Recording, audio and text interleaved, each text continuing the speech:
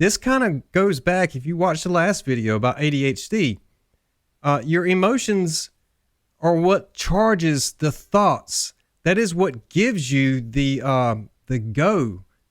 drive. When you get excited about something, you will literally run through anything to accomplish what it is you're trying to do. So likewise, if you whip up a bunch of anger inside of you, then you're more likely to be destructive to things in your environment, or have a destructive talk about somebody. So it's really about, if you look at it on a mass scale, it is about disconnecting and keeping people disconnected from their emotions, which is a part of nature, is part of natural law. So the mental disconnect from emotions, it really is about the spark across the pineal gland. And I saw something not too long ago. It was talking about how the vibration of the pineal gland. All right. So if you know the story in the Bible about building on a firm foundation, the pineal gland, when it's calcified, it's weak. It's like having cataracts. So vision is affected, blurry vision, distorted energy. You can't discern. Also, if you can't discern outwardly, then you can't trust your own instincts. And when you don't trust your own instincts, you don't trust yourself. And when you don't trust yourself, you don't trust others around you. When you start to really take a reasonable approach to a lot of these things and ask yourself these questions, a lot of times you already know the answer. It is just a matter of tapping in.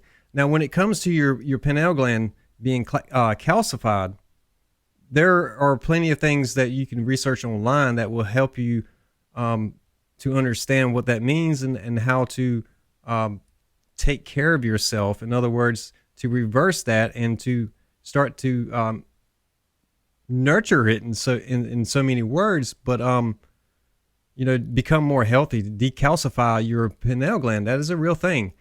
But when it vibrates, it can turn to stone-like, or it can be like shifty, like sand-like. And so building on a firm foundation, and that is the creative spark. That's the seat of God is what most people call it. The seat of God built on what foundation? When you internalize all this stuff, the meanings, they radically shift in viewpoint and perspective. The other thing that just came to my mind just then is, I've heard this a lot from people on the outside of me, but, the idea that you are God.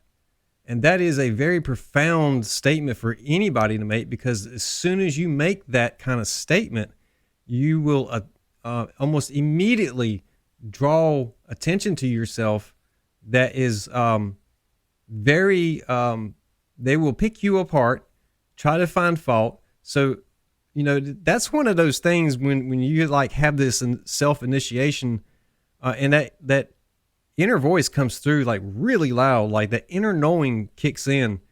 You understand that you can't go around saying these type things. For my goodness, the story of Jesus, it was not, the best way to word this, it was what he was teaching. It was the ministry that had to be stopped.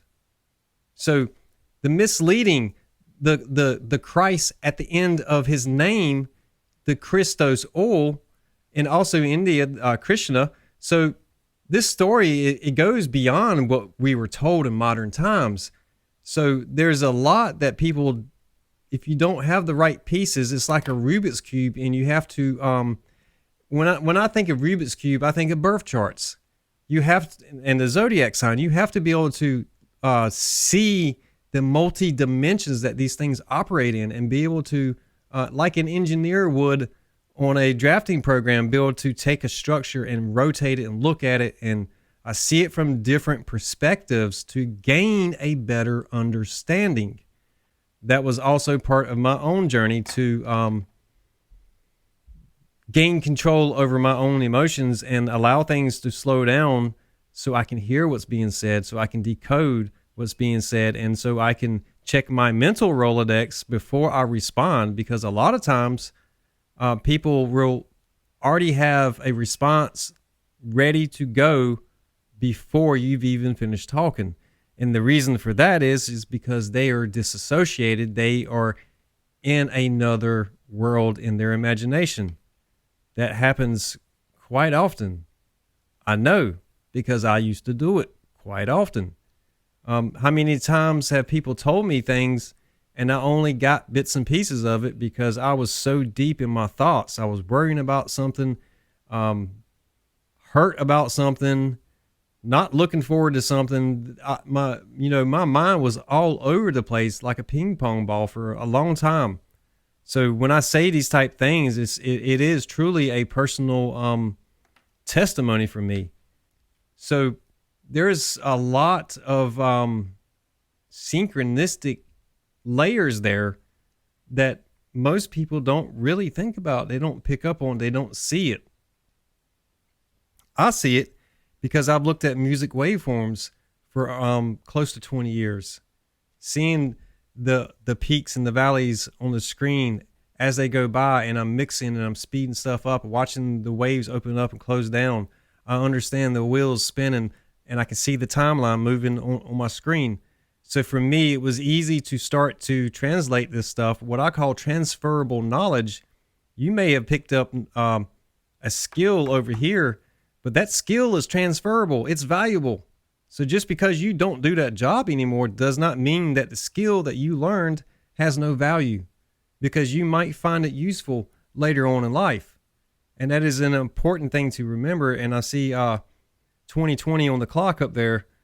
And for me, I'd rather have somebody tell me that I have mustard on my nose than not tell me at all. I would rather somebody just tell me the truth. So truth is not always what we want to hear. I don't want to hear that I have mustard on my nose, but I would rather you tell me than let me walk around looking like a fool.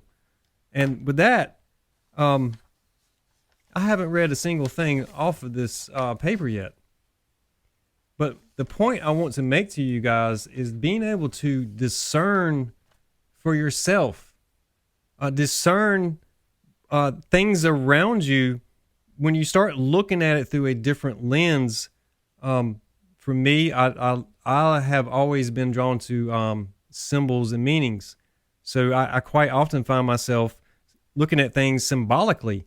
And when I do that, I can see a broader picture of things, just like the brain waves, the meditation frequencies, and the numbers on the cards related to the chakras, sacred geometry, repeating patterns.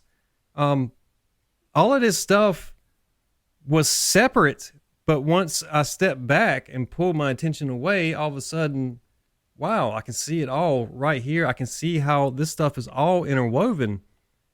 Not everybody's going to understand what I'm saying. Not everybody's going to agree with what I am saying, and it's fine. But one thing I do know is my firsthand experience, and no shame in using my voice. I will talk about anything with respect being in place. So if I'm able to sit down and listen, actively listen to what it is that you're saying, then I would expect the same thing. And that, guys, is going to be the final word on this video. I'll see you on the next one.